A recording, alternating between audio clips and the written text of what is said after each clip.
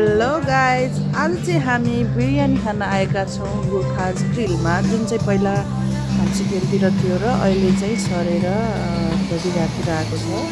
र हामी चाहिँ यहाँ बिरयानी खान आएको छौँ र बिरयानीका साथसाथै हामीले सिमो पनि अर्डर गरेका थियौँ।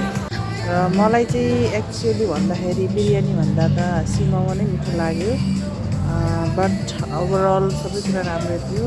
क्वान्टिटी पनि बिरयानीको एकदमै मस्त राम्रो थियो। यहाँको भ्यूहरू लोकेसनहरू पनि एकदमै राम्रो र एकदमै वेल डेकोरेटेड र बाहिर आउट एरियामा डेकोरेसन थियो। र बार्बिक्यूहरू गर्न चाहनुहुन्छ भने पनि तपाईँहरू गर्न सक्नुहुन्छ। र यहाँ रहेको छ हाम्रो सी मोमो, जुन चाहिँ एकदमै टेस्टी लागेको थियो मलाई, तर अलिकति ग्रेभी कम भए पनि टेस्टी चाहिँ एकदमै दामी थियो टेस्टमा चाहिँ।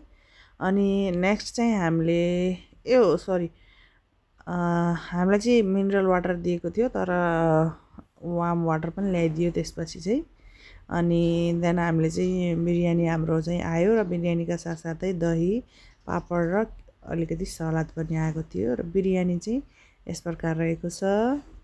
देख्नमा चाहिँ एकदमै राम्रो, फेरि खानामा चाहिँ त्यति धेरै राम्रो चाहिँ लागेन मलाई चाहिँ, बट क्वान्टिटी चाहिँ एकदमै टन्नै थियो, दुईजनालाई इनफ पुग्ने गरी।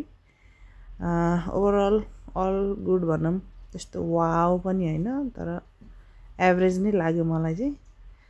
Okay, this much for today. Like, comment, share and subscribe if you like my video.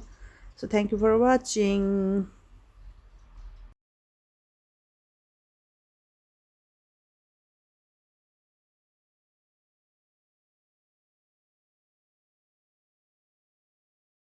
Overall view चाहिँ अहिले मैले ट्याक्क रेकर्ड गरेर राखेको छु। र पार्किङ भने एकदमै इनफ एरिया पार्किङको लागि, र फ्रन्ट भ्यू चाहिँ यस्तो छ।